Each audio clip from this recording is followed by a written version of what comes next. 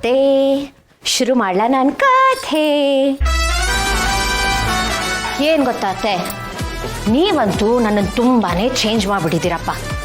ನಿಮ್ಮ ಹತ್ರ ಮಾತಾಡದೇ ಇದ್ರೆ ನನಗೆ ದಿನ ಕಂಪ್ಲೀಟ್ ಆಗಿದೆ ಅಂತ ಅನಿಸೋದೇ ಇಲ್ಲ. ಅದಕ್ಕೆ ಪದೇ ಪದೇ ಬಂದು ನಿಮ್ಮನ್ನ ಕೆಣಕ್ತಾ ಇರ್ತೀನಿ.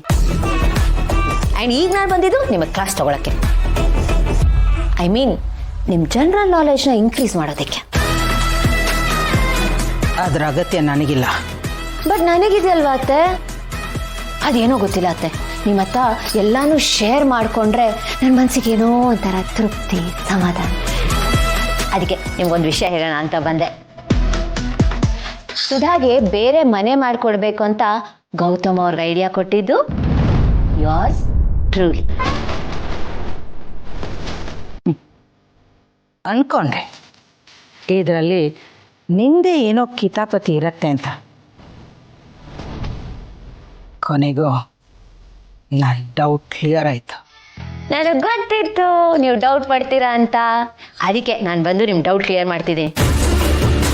ಪಾಪ ನನ್ನ ಅತ್ತೆ, ಅವ್ರಿಗೆ ಅಗತ್ಯ ಇಲ್ಲದೆ ಇರೋ ವಿಷಯನ ಯೋಚನೆ ಮಾಡಿಕೊಂಡು ತಲೆನೋವು ತರಿಸ್ಕೋಬಾರ್ದಲ್ವಾ. ಸೊ ಅತ್ತೆ, ಈ ಡೌಟ್ ಅನ್ನೋದು ಮನುಷ್ಯನಿಗೆ ಒಳ್ಳೇದೇ ಅಲ್ಲ, ಅದು ಬರಲೇಬಾರ್ದು. ಅದು ನಮ್ಮನ್ನ ಓವರ್ ಥಿಂಕ್ ಮಾಡೋ ಹಾಗೆ ಮಾಡುತ್ತೆ. ಏನಿರಬಹುದು, ಯಾಕಿರ್ಬಹುದು, ಯಾರಿರ್ಬಹುದು ಅಂತ ನಮ್ಮ ನೆಮ್ಮದಿನೇ ತಿಂದಾಗ್ಬಿಡುತ್ತೆ. ಆ್ಯಂಡ್ ನಿಮಗೆ ಹಾಗಾಗೋದು ಬೇಡ ಅಂತ ನನ್ನ ಆಸೆ. ಸೊ ನಿಮ್ಮ ಡೌಟ್ ಎಲ್ಲ ನಾನು ಕ್ಲಾರಿಫೈ ಮಾಡ್ತಿದ್ದೀನಿ. ಬಟ್ ಆದರೂ ನಿಮ್ಮ ತಲೆಯಲ್ಲಿ ಒಂದು ಪ್ರಶ್ನೆ ಓಡ್ತಿದೆಯಲ್ಲ, ನಾನು ಈ ಕೆಲಸನ ಯಾಕೆ ಮಾಡಿದೆ ಅಂತ ಹೇಳ್ತೀನಿ. ನಾನಿರೋದು ಅದಕ್ಕಲ್ವಾ. ನೋಡಿ, ನಾವೆಲ್ಲರೂ ಕುರಿ ಹಿಂಡ್ತರ ಜೊತೆಲೇ ಇದ್ರೆ ತೋಳಗಳಿಗೆ ಬೇಟೆ ಆಡೋದು ಈಸಿ ಆಗ್ಬಿಡುತ್ತೆ. ಯಾರಾದ್ರೂ ಒಬ್ಬರನ್ನ ಟಾರ್ಗೆಟ್ ಮಾಡಿದ್ರೆ ಸಾಕು, ನಿಮ್ಮ ಉದ್ದೇಶ ಈಡೇರ್ಬಿಡುತ್ತೆ. ಆ್ಯಂಡ್ ನಾನು ಅದನ್ನ ಅಲೋ ಮಾಡೋದಕ್ಕಾಗಲ್ವಲ್ಲ ಅತ್ತೆ. ಅದಕ್ಕೆ ನನ್ನವ್ರನ್ನ ಬೇರೆ ಕಡೆ ಶಿಫ್ಟ್ ಮಾಡ್ತಿದ್ದೀನಿ.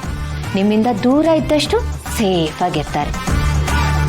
ದುಷ್ಟರಿಂದ ದೂರ ಇರಬೇಕು ಅಂತ ನಿಮ್ಮಂಥ ದೊಡ್ಡವರೇ ಹೇಳಿದ್ದಾರೆ. ಏಯ್, ನನ್ನನ್ನು ಊರಿಸ್ಬೇಕು ಅಂತಾನೆ ಬಂದಿದ್ಯಾ ನೀನು? ಶಾಂತಂ ಪಾಪಂ, ನಾನು ಯಾಕತ್ತೆ ಹಾಗೆ ಮಾಡಲಿ? ನನ್ನನ್ನು ಕಂಡ್ರೇನೆ ನೀವು ಊರ್ಕೋತೀರಾ. ಅಂದಾಗೆ ನಿಜ ಹೇಳಿ, ನಿಮ್ಮ ಮನ್ಸಲ್ಲಿ ಇದೆ ಅಲ್ವಾ? ನಿಮ್ಮ ಮನ್ಸಲ್ಲಿ ಆಲೋಚನೆ ಇದೆ ಅಲ್ವಾ? ಅದೇ ತೋಳದ ಥರ ಹೊಂಚಾಕಿ ಬೇಟೆ ಆಡೋದು. ಇಟ್ಸ್ ಓಕೆ, ನೀವೇನು ಹೇಳದೇ ಇದ್ರು ಅಂಡರ್ಸ್ಟುಡು.